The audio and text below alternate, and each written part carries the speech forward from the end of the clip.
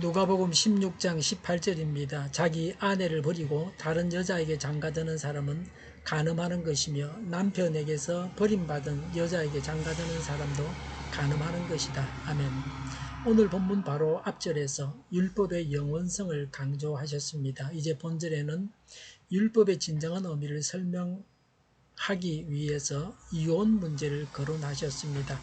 당시 바리새인들 사이에서는 신명기 24장 1절부터 4절에 누구든지 아내를 버리거든 이혼 정서를 써주라는 율법의 해석을 두고서 여러 가지 의견이 제시되었습니다. 힐렐이라는 학자는 율법을 자유롭게 해석했습니다. 힐렐을 중심으로 해서 힐렐을 따라서 율법을 해석하는 자들을 힐렐 학파라고 했습니다. 힐렐은 남편이 이혼하고자 원한다면 언제든지 이혼 정서를 써주기만 하면 이혼이 가능하다고 가르쳤습니다. 그 당시 사회에서는 여자가 남자에게 이혼하자고 하는 경우는 거의 없었습니다. 여자는 사회적으로 경제력이 없었습니다. 그래서 주로 이혼하자고 하는 척은 남자입니다. 오늘날 우리나라에서는 여자들이 남자보다 더 많이 이혼하자고 합니다. 여자는 식당에 가서 일을 해도 먹고 살 수 있습니다. 어중간한 남자보다 오히려 먹고 살기는 더 좋을 수 있습니다. 그러나 그 당시 유대 사회에서는 여자가 이혼하고 나서 혼자서 먹고 살기가 힘듭니다. 그러니까 여자는 이혼하자고 말하지도 않습니다. 힐렐 학파는 남자가 아내와 이혼하기를 원하면 이혼 정서를 써주기만 하면 된다고 했습니다. 그래서 아무런 죄의식도 없이 이혼을 남발했습니다. 그들은 하나님 말씀에 근거해서 이혼을 하는 것이므로 이혼 정서를 써주고 이혼하는 것은 아무 문제가 되지 않는다고 했습니다. 신명기 24장 1절부터 4절 말씀이 이혼을 권장하는 것처럼 해석했습니다. 요사이 불신 세상에서는 이혼을 죄라고 생각하지 않습니다. 살다가 싫으면 이혼하는 것이 당연하다고 합니다.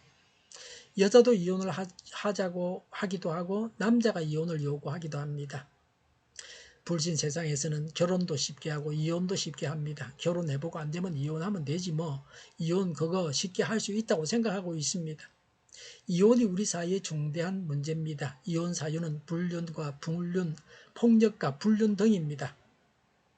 헤어짐을 생각하는 사람들이 얼마나 많은지, 더 정확하게 말하자면 이혼을 꿈꾸는 부모는 자녀를 두고 있는 그런 부부가 놀라울 정도로 많습니다. 자신의 남편에게는 그리고 아내에게는 이런저런 참을 수 없는 부분이 있다고 이혼하는 사람들은 말합니다. 그들의 이야기를 가만히 듣다 보면 상대가 자신의 생각대로 움직여주지 않고 자신을 위해서 좀 더 희생적이지 못하다고 합니다. 성격 차라고 하는 것은 그건 변명에 불과합니다. 성격이 다르니까 좋아 보여서 결혼한 겁니다. 또 살다가 티격거리고 싸우다 보니까 성격이 달라서 못 살겠다 그러는 겁니다. 같은 성격이 만나도 못 삽니다. 그 언젠가 사랑하고 필요로 했던 아내 또는 남편이 없이, 그리고 엄마와 아버지의 사랑 속에서 예쁘게 자라야 하는 자녀들이 없이 일시적인 편안이나 행복이 과연 계속되겠습니까? 가정은 가족 간의 사랑과 희생을 생명수로 해서 자라는 나무와 같은 것은 아닙니까? 그래서 때로는 세찬 비바람에 노출될 때도 있습니다. 이혼하려고 하는 사람들에게 하나님은 오늘 말씀으로 말씀하십니다. 18절에 자기 아내를 버리고 다른 여자에게 장가드는 사람은 간음하는 것이며 남편에게 버림받은 여자에게 장가드는 사람도 간음하는 것이다 라고 했습니다. 모세가 이혼 정서를 써주라고 했던 근본 이유는 당시 여인들의 지위와 인권을 보장하기 위해서였습니다. 그런데 후대의 바리새인들은 이를 악용했습니다. 그래서 자신들의 육체적인 욕심을 채우는 도구로 사용했습니다. 예수님께서는 아내를 버리고 다른 데 장가가는 것은 간음행위라고 말씀하시므로 율법의 근본 정신을 교훈하신 것입니다. 마태복음 19장 4절부터 6절 말씀대로 사실 결혼은 하나님께서 친히 두 남녀를 선택하여 짝지어 주신 제도로 어떤 경우든 사람이 나눌 수 없습니다. 마태는 음행한 영고라는 단서를 붙여서 이혼을 허락하고 있습니다.